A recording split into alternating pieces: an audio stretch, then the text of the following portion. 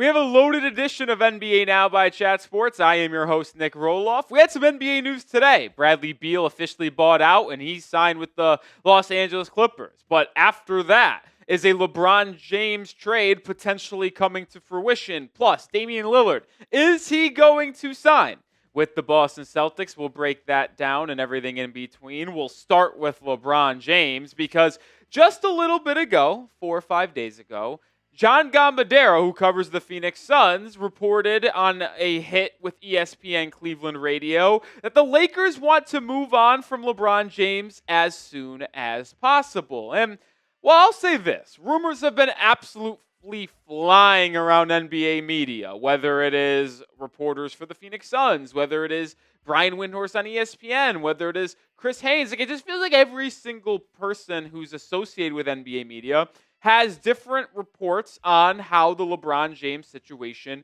will ultimately unfold. And the one that really caught my eye is the one from Dave McMenamin from ESPN during NBA Summer League, who reported that Rich Paul made it clear to me that LeBron has not asked for a trade. Paul did tell me that 4 teams contacted him with interest in trading for LeBron, though. So now we wait. And there's been some sort of disconnect between the Lakers and LeBron.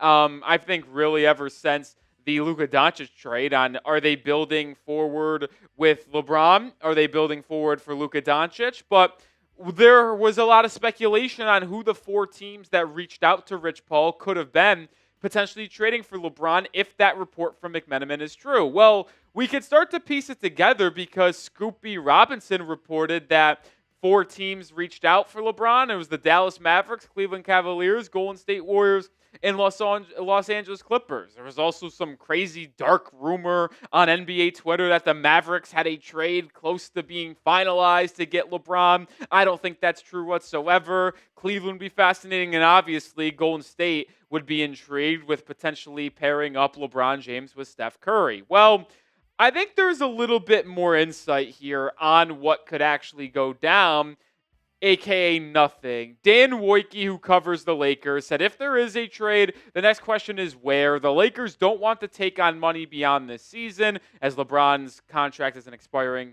deal, player option. So they don't want to turn LeBron's expiring into long-term money. Good luck trying to find a team who is having a $54 million in expiring money. Well, that's the issue here too. When you look across the league, what could potentially be offered to the Lakers that is really, really like good enough to trade LeBron, but also satisfy the expiring $54 million that Los Angeles, assuming they want. So, it's just really difficult for me to envision LeBron being traded. Maybe things can really change if LeBron asked for a trade and requested one. And maybe if things deteriorate between their relationship, a deadline deal can be made. But I don't see one happening in the offseason.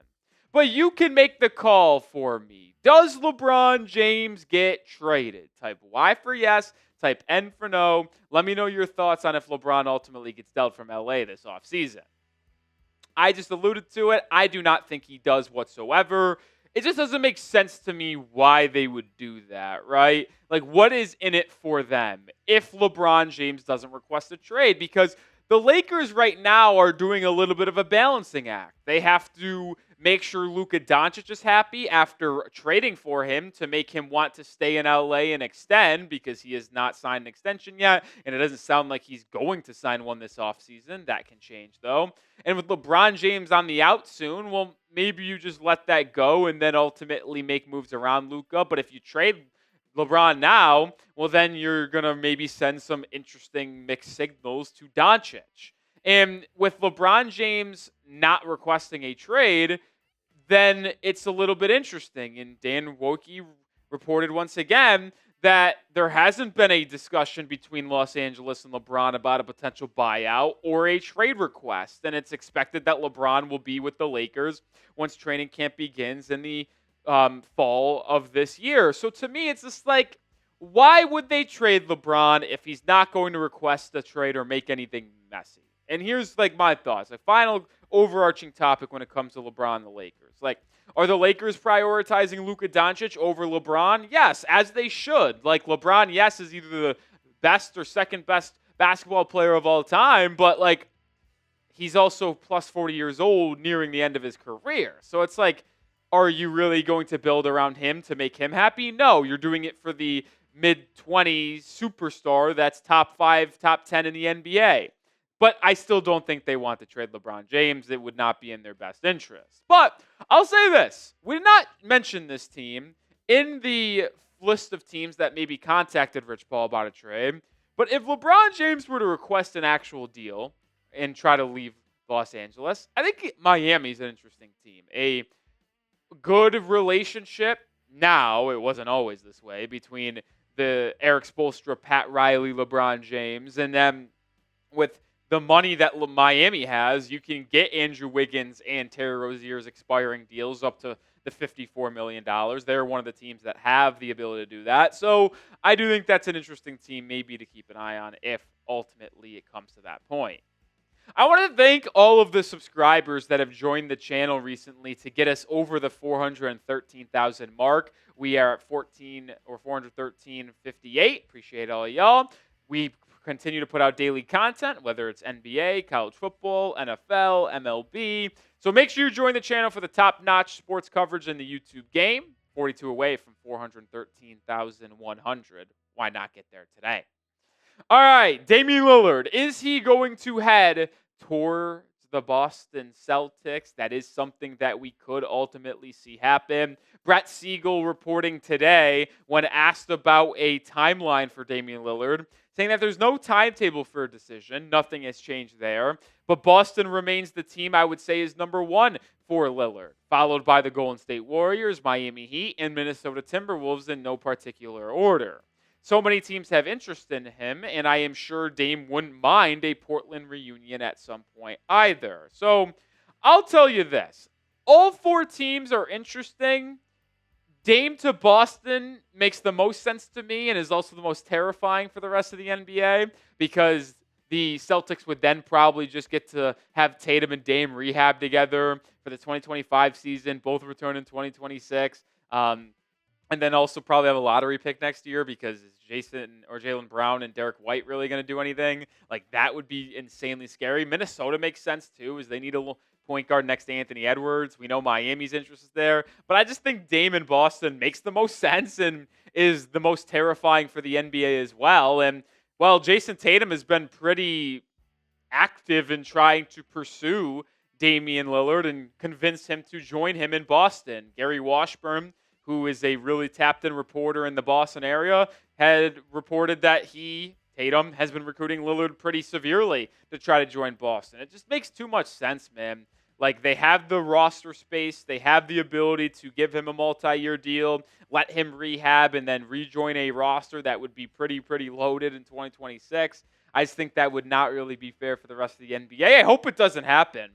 Personally, sorry if you're a Celtics fan. I just don't want that to happen. But I think the other 29 fan bases would agree with me on that take. If you're not a Celtics fan, we do not want to see Damian Lillard in Boston.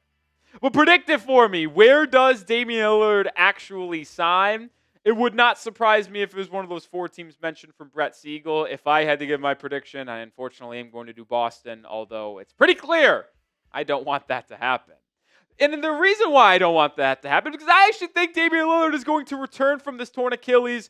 I wouldn't say stronger than before. That would just be unrealistic of me to say that. But I do strongly believe that he is going to be very good when he does return in 2026 because there is nothing suggesting that he is going to fall off of a cliff. And Damian Lillard's play style over the past two seasons in Milwaukee is not dependent on athleticism and the ability to rise up with a vertical ability. Was Damian Lillard once a player that relied on speed and athleticism and in order for him to be a number one option on a contending team? Yes, when he was in the mid-2010s as the number one guy in Portland, he would absolutely accelerate by you in the open floor and then also be able to elevate near the rim, throw it down ferociously, or finish amongst traffic. Well, in Milwaukee, when he was still an NBA All-Star, he was not relying on that. He was relying on his craft, his jump shot, an excellent shot-making ability. And to me, he will still have that without a question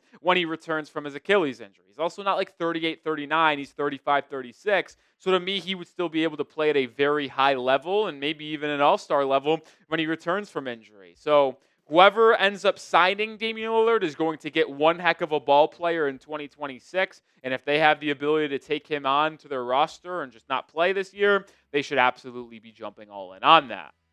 We will continue to have you covered in the NBA world every single week until the season gets back underway in October. So make sure you subscribe today for more NBA content, but also daily sports content, whether it is, like I mentioned, college football, NBA, NFL, baseball, and even more. So join the family of Chat Sports now.